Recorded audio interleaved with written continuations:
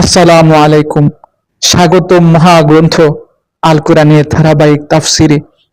আজকে ইনশাআল্লাহ আমরা পবিত্র কোরআনের সূরা আনআমের 118 ও 119 নম্বর আয়াত দুটি নিয়ে আলোচনা করব। এই দুটি আয়াতে মন আল্লাহ রাব্বুল আলামিন বলেন, ফাকুলু মিম্মা যুকিরা ইসমুল্লাহি আলাইহি ইন কুনতুম বিআয়াতিহি মুমিনিন।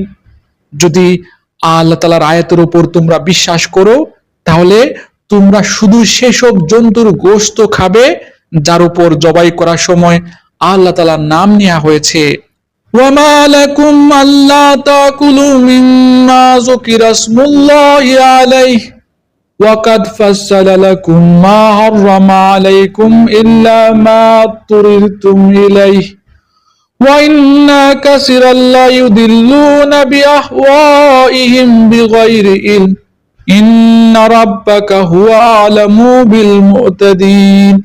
তোমাদের কি হয়েছে? তোমরা সেসব জন্তুর গোশত কেন খাবে না যার উপর জবাই করার সময় আল্লাহ তাআলার নাম নেওয়া হয়েছে? বিশেষ করে যখন আল্লাহ তাআলা পরিষ্কার করে বলে দিয়েছেন যে তিনি তোমাদের উপর কোন কোন বস্তু হারাম করেছেন। সে কথা অবশ্যই আলাদা যখন তোমাদের তার কাছে একান্ত বাধ্য ও নিরুপায় করা হয়। অধিকাংশ মানুষ সুষ্ঠু জ্ঞান ছাড়াই নিজেদের খেয়াল খুশি মতো মানুষকে বিপথে চালিত করে। নিঃসন্দেহে তোমার মালিক সীমা লঙ্ঘনকারীদের ভালো করে জানেন। আলহামদুলিল্লাহ, চমৎকার দুটি আয়াত। এই দুটি আয়াতে আমরা বেশ কয়েকটি গুরুত্বপূর্ণ শিক্ষা পাচ্ছি। সেই শিক্ষাগুলো হলো, এক, আল্লাহর নাম নিয়ে খাবার খাওয়া জরুরি। পশু জবাইয়ের সময়, পশুর মাংস খাবারের সময় অবশ্যই আল্লাহর নাম নেয়া ঈমানদারের নিদর্শন। দুই, হালাল হারাম নির্ধারক কেবল আল্লাহ রাব্বুল আলামিন। মানুষ বা সমাজের বানানো নিয়মে নয়, বরং আল্লাহর হুকুমেই চূড়ান্ত। তিন, কৃতজ্ঞতা প্রকাশের শিক্ষা। হালাল রিজিক ভক্ষণ করা, আল্লাহর নিয়ামতের প্রতি কৃতজ্ঞতা প্রকাশ করাই একজন প্রকৃত মুমিনের দায়িত্ব।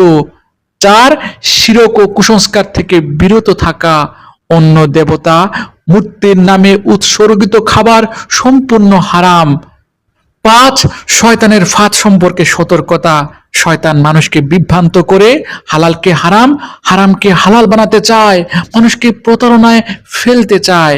ছয়, মুমিনের পরিচয়। মুমিন সব সময় আল্লাহর দিক নির্দেশনাকে মান্য করে। আল্লাহ যেগুলোকে হালাল বলেছেন সেগুলোকে সে ভক্ষণ করে খায়, আর যেগুলোকে আল্লাহ হারাম বলেছেন সেগুলোকে সে পরিত্যাগ করে এবং আল্লাহর প্রতি আনুগত্য স্বীকার করে। আল্লাহ রাব্বুল আলামিন আমাকে সহ আপনাদের সবাইকে আজকের আলোচ্য আয়াতগুলো থেকে শিক্ষা গ্রহণ করার তৌফিক দান করুন। এই প্রত্যাশা এখানে শেষ করছি। ধন্যবাদ।